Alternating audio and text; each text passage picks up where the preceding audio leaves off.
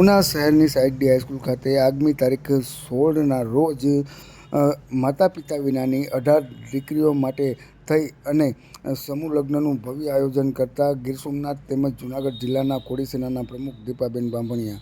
વાત કરીએ તો ગીર સોમનાથ તેમજ જૂનાગઢ જિલ્લાના કોળી સેનાના પ્રમુખ દીપાબેન બાંભણિયા દ્વારા હર વર્ષની જેમ આ વર્ષે પણ કોળી જ્ઞાતિ માટે સમૂહ લગ્નનું આયોજન કરવામાં આવ્યું છે, જેમાં આ વર્ષે કંઈક વિશેષ દીપાબેન બાંભણિયા દ્વારા કરવામાં આવ્યું છે. આ વર્ષે દીપાબેન બાંભણિયા દ્વારા સમાજની જે માતા પિતા વિનાની દીકરીઓ હોય તેની માટે સમૂહ લગ્નનું આયોજન કરવામાં આવ્યું છે, જેમાં 18 જેટલી માતા પિતા વિનાની દીકરીઓ જે છે તે પ્રભુતામાં પગલાં પડશે. આ પ્રસંગે રાજ્યના મંત્રી પરસોત્તમભાઈ સોલંકી તેમજ મહાનુભાવો આ સમૂહ લગ્નમાં ખાસ હાજરી આપી અને આ માતા પિતા વિનાની દીકરીઓને આશીર્વાદ પણ આપશે.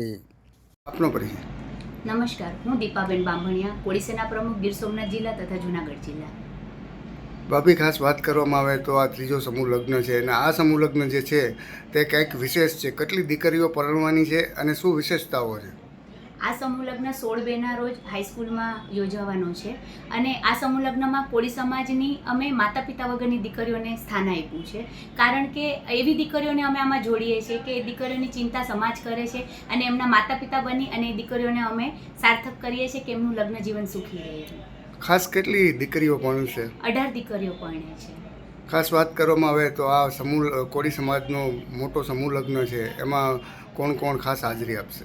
કોળી સેના અને કોળી સમાજ આયોજિત જે સમૂહ લગ્ન છે એમાં ગુજરાત રાજ્યના મંત્રી, મત્સ્યોદ્યોગ મંત્રી અને મારા બાપુજી શ્રી પુરુષોત્તમભાઈ સોલંકી, નીમુબેન બાંભણિયા અને અનગિનત એવા આગેવાનો છે સમાજના, જેણે બધાએ હાજરી આપવા અમને કીધું છે અને આવશે એ લોકો.